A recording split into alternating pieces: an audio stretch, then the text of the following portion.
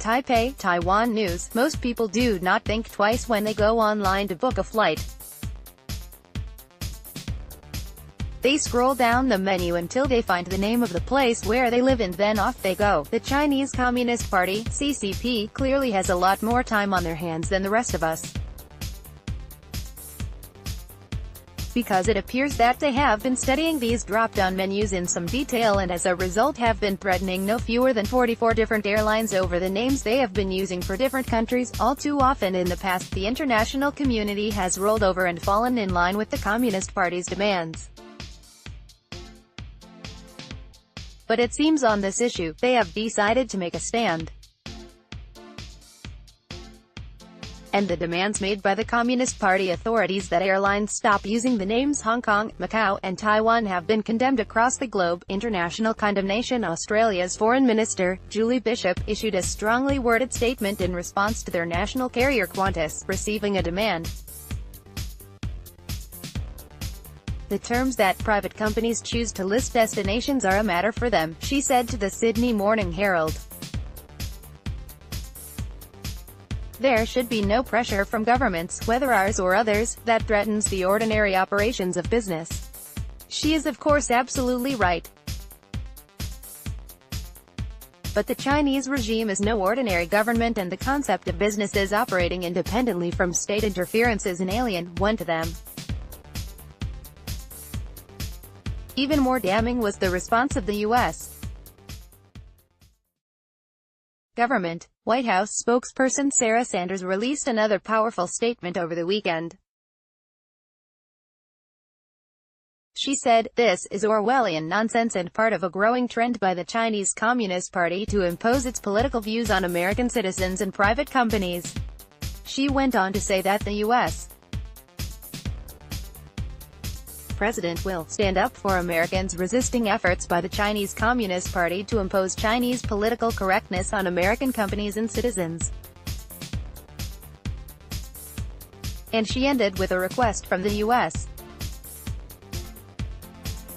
government for the CCP to stop threatening and coercing American carriers and citizens. The power of semantics and diplomatic terms, these are both very powerful statements. The U.S. one especially contains a few things worth highlighting. Firstly, Sanders consistently referred to the regime in China as the Chinese Communist Party, not the Chinese government. This is an important distinction and much more than the mere semantics that some might try to brush it off as. The Chinese Communist regime is not a normal government. It is an authoritarian, dictatorial regime which seized power by force and has used that power to oppress, abuse and brainwash the Chinese people. Referring to the CCP as the Chinese government serves to legitimize this regime, and all pro-democratic and independent media outlets should be encouraged to avoid doing this. It is also a point which Taiwan and other democratic nations should labor much more with global media outlets. China's global propaganda push. Sanders also calls out the Chinese regime for seeking to impose its own political agenda on people and businesses operating outside the CCP's sphere of influence. This practice has been apparent for some time, but on this issue it is especially obvious. The CCP's response to Sanders' comments is as good a place as any to find an example of it. According to the New York Times, Zheng Shuang, a spokesperson for the CCP's Ministry of Foreign Affairs, said, "No matter what the U.S. side says, nothing will alter the objective fact that there is only one China in the world, and that the Hong Kong, Macau and Taiwan regions are inseparable parts of Chinese territory." It must be pointed out that foreign firms doing business in China should respect China's sovereignty and territorial integrity, abide by Chinese laws and respect the national feelings of the Chinese people. Let's overlook the factual and historical inaccuracies over his definitions of one China, and the CCP's flawed territorial claims to Taiwan for now. Instead, let's focus on the unveiled threat he is making to international companies that refuse to comply with the CCP's demands. What Chuang is essentially saying is that if companies do not follow the orders of the CCP, they will be prevented from doing business in China. He even went on to state that they would be reported to Chinese internet regulators, which is basically threatening to censor their online content in China and so deny them access to its market. The CCP frequently uses access to its large market as a tool of blackmail and to force businesses into putting their principles to one side and adhere to their rules.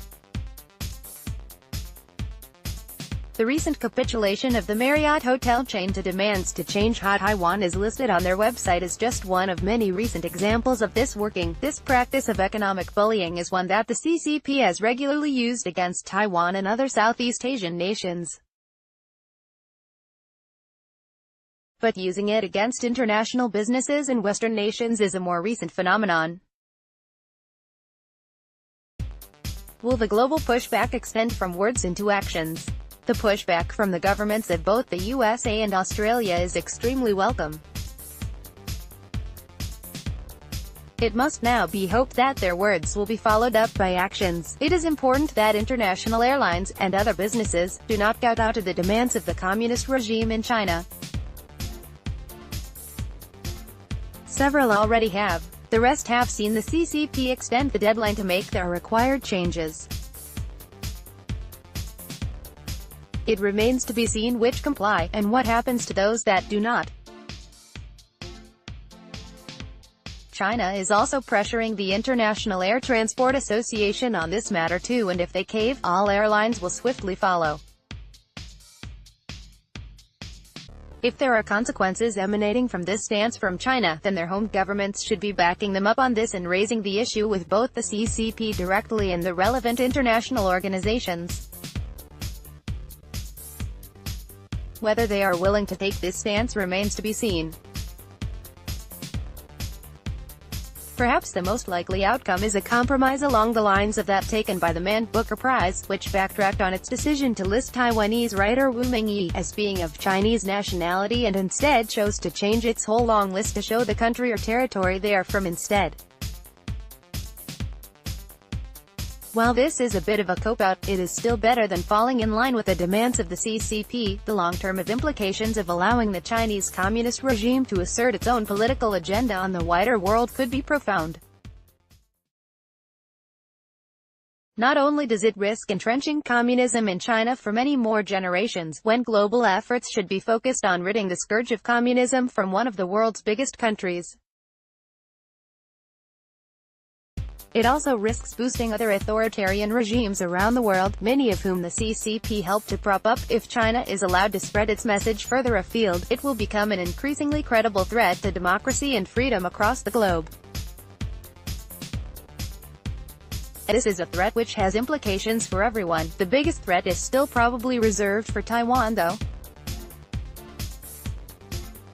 The CCP's continued claims to sovereignty over Taiwan, which fly in the face of all legal and historical evidence, persist and continue to be humored by the international community under the so-called One China policy.